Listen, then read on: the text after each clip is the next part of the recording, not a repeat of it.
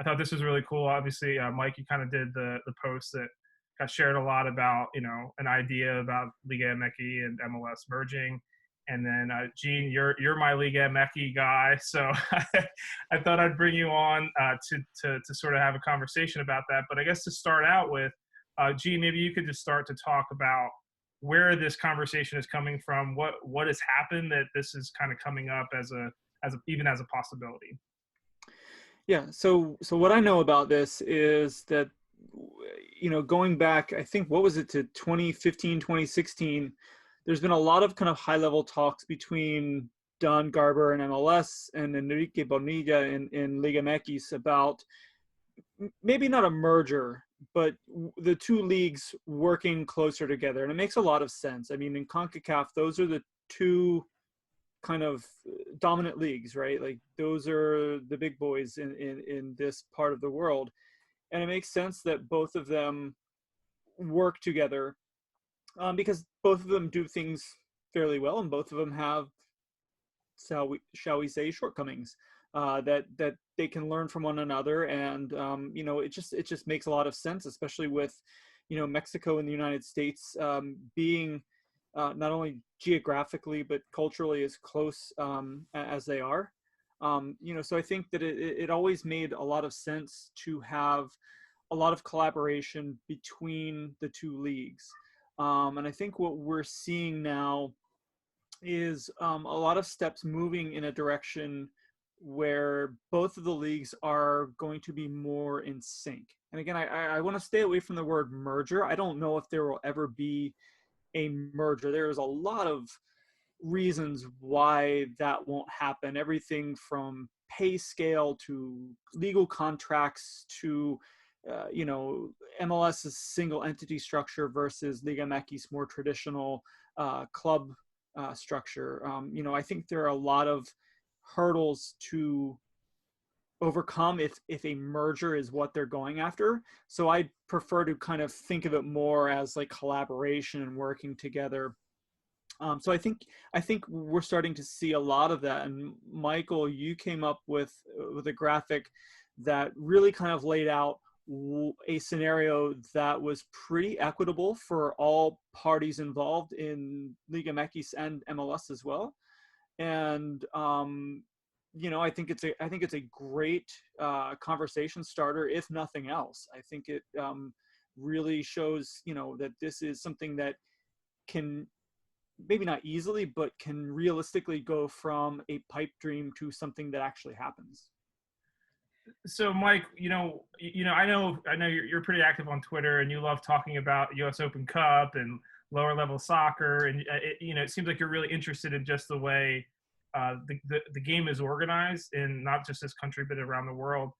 What is it about this idea of Liga MX and MLS sort of combining into a super league that you think is interesting and that made you want to spend the time to figure it out? Yeah. So what actually spurred me thinking and going down this path was actually the Cooligans did an interview with, it was Dan Hunt and FC Dallas, and this was right around the time where I think like the first like stories of them working closely together and maybe merging or whatever into a more cooperative league started breaking. Like this was like late 2018, I want to say.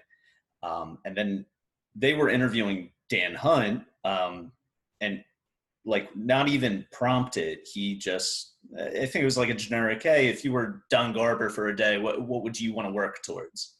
And he just brought up, hey, maybe someday down the line we have some gigantic merged league between MLS and Liga MX.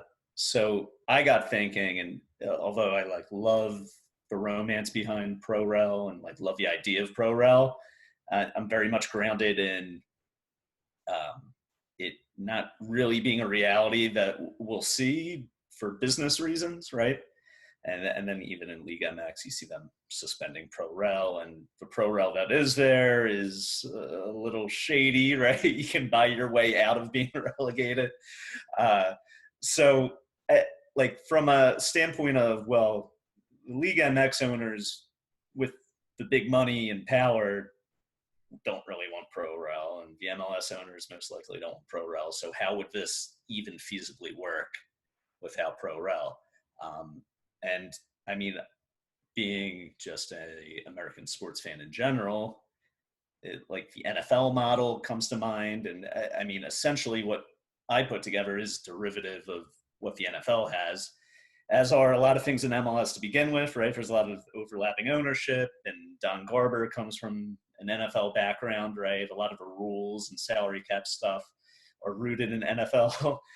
So this almost seems like a natural extension in my mind. One of the things I think that strikes me as being interesting about it, I mean, I was a little upset about the Leagues Cup, that it's not a traditional competition, and that the games are played in Mexico and the U.S., because I thought it would have been awesome to have the Union play a road game in Mexico this season if it happened.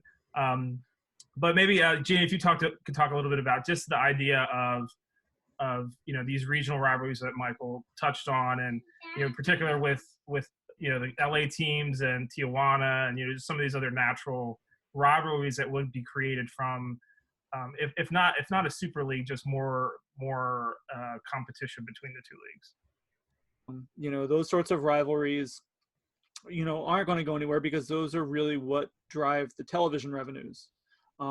That's without television revenues, sports don't exist, not as we know it. So I think those are the ones that really have to be protected kind of at all costs. And I think Mike, your diagram really did a good job at keeping a lot of those together. I think there would be some pretty natural rivalries that would be created. If you look at Tijuana versus the LA clubs, Tijuana's played the Galaxy quite a few times, both in friendlies, and I think they played in CCL 1 year as well. You would also have rivalries, potential rivalries, I should say, between clubs like FC Dallas and the Houston Dynamo, with clubs like Juarez and Santos Laguna, both of which are, Juarez is right on the Texas border, right across the river from El Paso. And, Santos Laguna plays in Torreon, which is, I want to say it was like an hour or 2 hour flight from Dallas. I mean, it's not terribly far. So you have the opportunity to have those sorts of quote unquote regional rivalries. Here in North America, our region is very, very big. Even in the US, flying from, New York to LA is quite, and I think you would also see other rivalries develop naturally as well. I mean, think about the potential for DC United to have a rivalry in Mexico City. You have the American capital versus the Mexican capital, or New York versus America, or something like that, where you have these kind of money teams and their country's main city, biggest city, kind of going out one another, and with travel. So like in my model, you're only playing like 9 out of division games per year. And if you look at like where the MLS is going with CBA, you would have 16 mandated chartered flights at that point in time anyway, right? Which would be 8 of the 9 away games.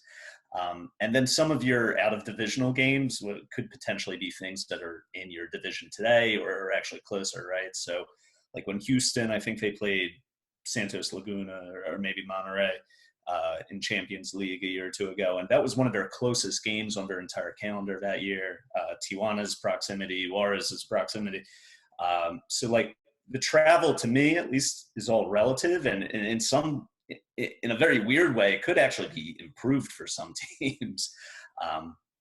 If you're cycling through the league, like as an Eastern Conference team, and you draw like the Southern Division and the Central Division, and you're not even going to the West Coast or down to Mexico in a given year, like that's a drastic cut. On the flip side, I guess you could draw like going to Mexico City and then going out to the West Coast, right? So I think there's some give and take, but again, expanded chartered flights, and I'm not saying this would be an overnight thing. I think there'd be a lot more considerations in play here from like a player negotiation standpoint, from all league rules and structures. Format standpoint, I think that's actually the easy part. I think the more complex stuff is contracts and sponsorships and calendar agreements and player, uh, lifestyle type agreements. That stuff seems much more complex to me than actually figuring out a way to mash the two together, if that's the path they would want to go down.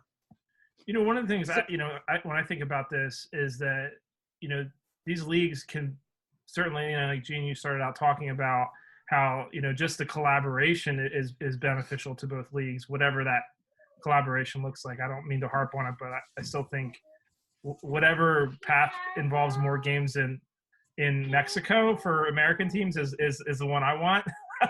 But in terms of how does, and this is a question, I guess, for Mike or for both of you, but how does MLS benefit from this collaboration, and how does it, does it incentivize owners to invest more into the quality on the field?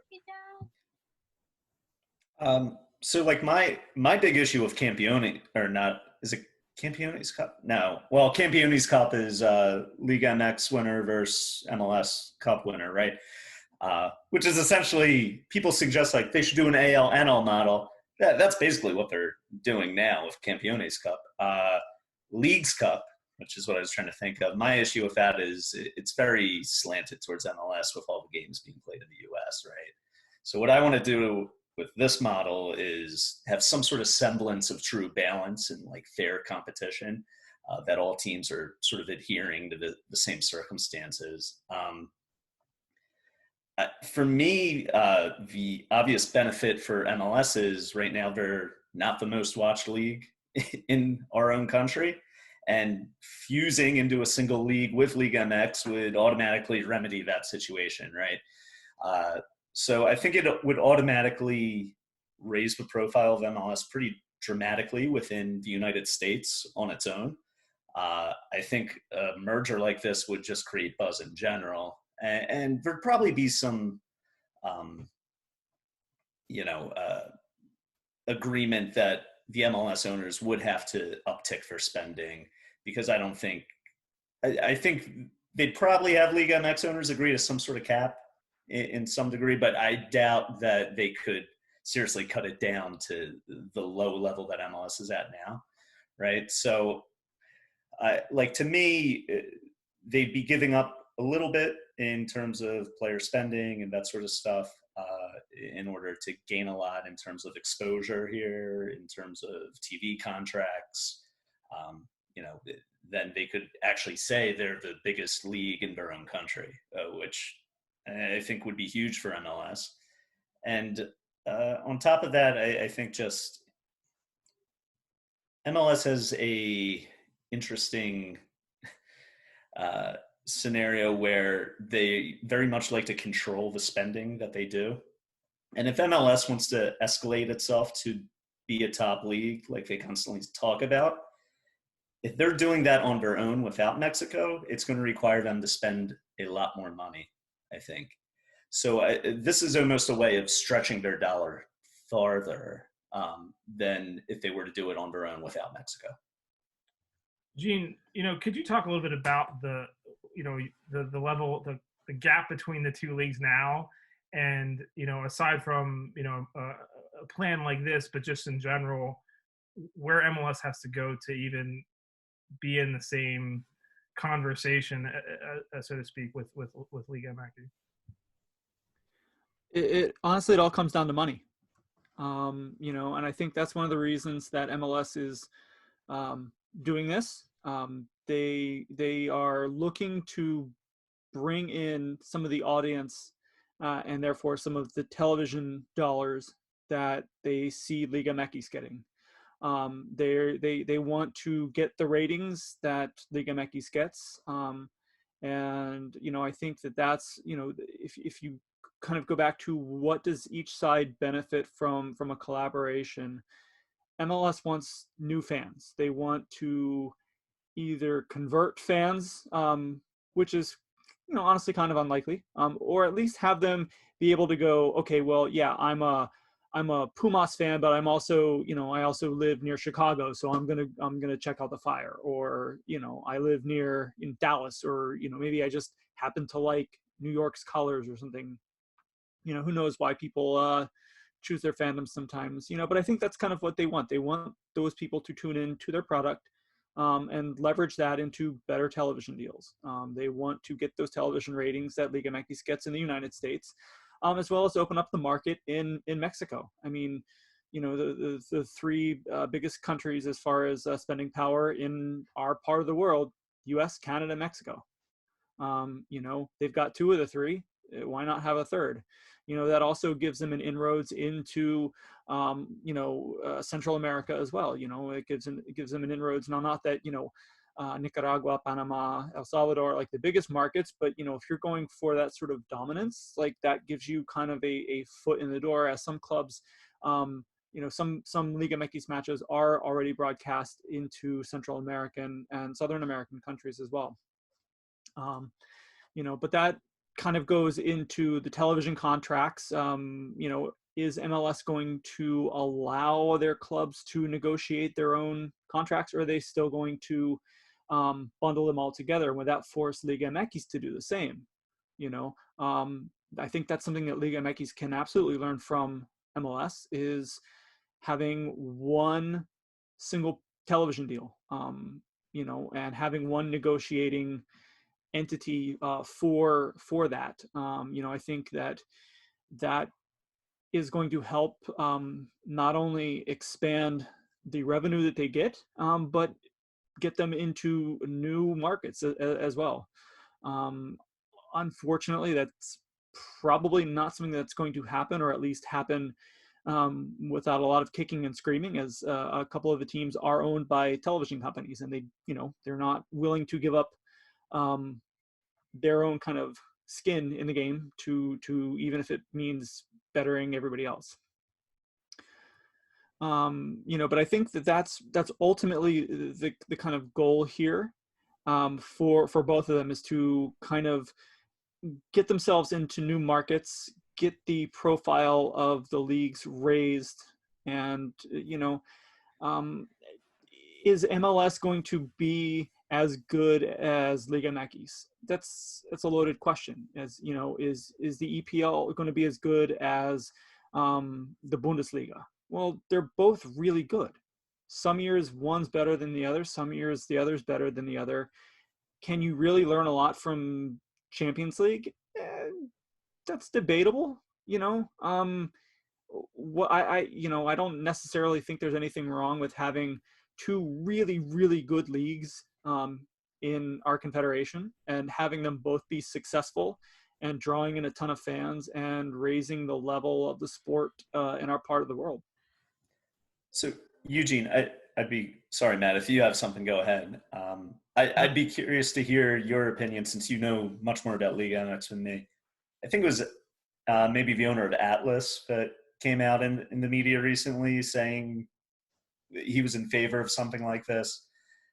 Is your sense that, like, and I think he said short term, this is great for MLS, medium term for Liga MX. Is it fair to say MLS's ceiling, just in terms of spending power of the US, is probably higher long term than Liga MX on their own, but together, like, there's that potential that's incentive on Liga MX part for like a long-term view to sort of attach themselves to the American teams and the US a little bit more. And then maybe to another extent, I know there's some question around the lower teams in Liga MX and the stability. So would it make sense for Liga MX teams to almost buy into or attach themselves to a similar structure of MLS from like a stability, longevity standpoint, maybe get rid of some of the less desirable owners and force them out? Like we saw what happened with Vera Cruz, and I think Lobos got sold to the group in Juarez, right? So would that help stabilize things in Mexico a little bit? There's a lot to unpack there, and I will do my best to kind of unpack that. So I think that the absence of promotion and relegation can be a very good thing for Liga MX and the Ascenso MX if it's done correctly. I think one of the problems that you have with professional soccer in Mexico right now, and have had, is that going down is often a death sentence for a lot of teams. Going up can also be a bit of a death sentence for a lot of teams as well, because they want to get those television contracts. They want to remain in the league. Therefore, they spend more than they have. And it doesn't always work out. And then, the creditors come knocking. I think, and that's why, you saw Lobos WAP sell their space to Juarez, is because they weren't, they weren't getting the television contracts. They didn't have a television contract in the United States. They were the only club that didn't. And they weren't therefore getting those, the US dollars coming in to them. They really couldn't afford to continue to play at that level. I mean, they're still around. They still play in the Ascenso. They just swapped spots with Juarez. It made a lot of sense for both clubs. Juarez is a club right on the US. They had very easy access to the US market. They were also in a better financial position. Juarez, even as the Ascenso team, had a deal, I believe it was with ESPN, to broadcast at least some of their games. So that was kind of a natural fit for them to come up. Lobos kind of saw the writing on the wall. Can you solve that though? Can you solve that by suspending promotion and relegation? Are these owners in the Ascenso going to be able to get their financial house in order to make themselves competitive if they reinstate promotion and relegation, if and when they do that, right? Is Lobos BUAP going to take this opportunity? And I'm just picking on them, just because out of convenience, but you can substitute that with Dorados or Atlante or Celaya or any of the teams currently in the Ascenso. Are they going to take that opportunity to make themselves a stronger club, get themselves in a better position financially? Some of them don't own their own stadiums. And as you know, that's a big drain when you're having to give over gate receipts and things of that nature. Are they going to be able to put together a stadium package where they would, that's more beneficial to them, build their own, something along those lines in these 5 years? Or are they just going to kind of squander that? How are they going to get the money to start in these investments? I haven't heard anything about the FMF starting to hand over money for investments and that sort of thing. Are they going to take it? They said that they're going to penalize the club that would be relegated. Again, I don't know if that's going to be the answer. I mean, why would you make a club that's already struggling, and a lot of those clubs, that are in danger of relegation are struggling financially? Why are you going to penalize them financially? You make the poor poorer. That doesn't help anybody. Are they going to do it in a smart manner that can build up a second division that will allow for promotion and relegation? If you look all over the world and you look at the countries that have that system and have it where it's sustainable, and by that I mean, a club, every 2 years that goes down isn't dissolved. Those are ones with relatively stable and strong second divisions, and you don't have that in Mexico right now. Can they solve that problem? If so, that's great. That's wonderful. Can they get out of their own way to do it? That's the bigger question. I think it's just going to come down to money. Are they going to be able to utilize this collaboration with MLS to make significant inroads in the US, in Canada, to get those US and Canadian dollars flowing into Mexico to help them spend on infrastructure, club infrastructure, and those sorts of things? Bad owners certainly exist. I mean, Fidel Corey, like you said, with Veracruz, is certainly one of them. but some of them just, it's hard to run a successful business when you're competing with billionaires, and you don't have that sort of financial capital. You don't have that sort of, not everybody can go out and put together a team like Tigres or America, because they simply don't have the financial resources to do so. So I hope that kind of answered the question. I mean, like I said, there was a lot going on there. It definitely. I mean, as clear as it can be. There's so many moving parts. But yeah, that was great. So yeah, and I think that's one of the things that's really ultimately going to be complicating this, is figuring out the moving parts. In order for any sort of collaboration, any sort of working relationship between MLS and Liga MX to really work, the devil's in the details, man. You got to figure out those moving parts. You have to get down to those small details, to figure these sorts of things out before you kind of jump into it. And there's smart people with all of the clubs and all of the and all the leagues here in consideration. And I hope that they're listening to one another, and I hope that they're thinking through a lot of these things, because there is a lot to think about. And there's a lot to kind of work through before, these sorts of things happen. Anything more than just, a tournament that happens once a year for 8 games or whatever. Well, I appreciate you guys joining me. To close out, I wanted to ask what you've seen, Mike, the response to, sort of the thing you put out, and what you the sense you get in terms of how open American fans are to this type of thing happening, whether it's a league merger or just more collaboration between the two countries. Yeah. So, I mean, I was honestly shocked the positive response I got from this tweet, because typically when I see things like this, it's very easily rejected. People are very dogmatic in like their ways of thinking how things should be. And I get people are like, oh, well, this is blowing up history and that sort of thing, what we've built prior. To me, I don't know that I 100% buy into that, other than it's what you're used to, right? People are resistant to change. To me, this seems like almost like the next evolution. If you think of the American League and the National League, or the AFL and the NFL, prior to those mergers, right? It's not like people are longing for the days of when there was no interleague play in baseball, right?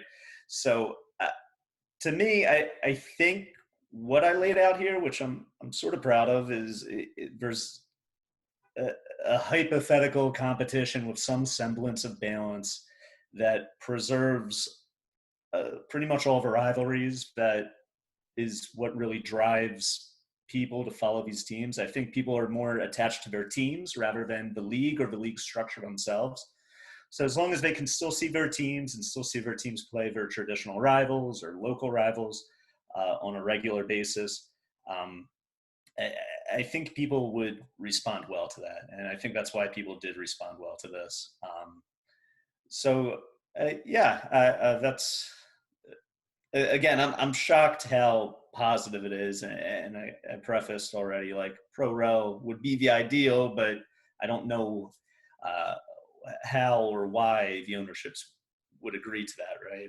If for some instance, like Guadalajara and America were not in the same super league top division on a given year, that immediately makes everything involved in this a lot less lucrative, right?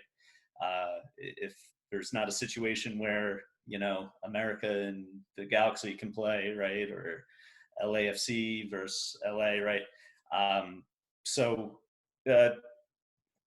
I tried to find solutions to all those hurdles that would potentially pop up. So I like it. Honestly, I think I talked myself into it, being like, I could get behind something like this.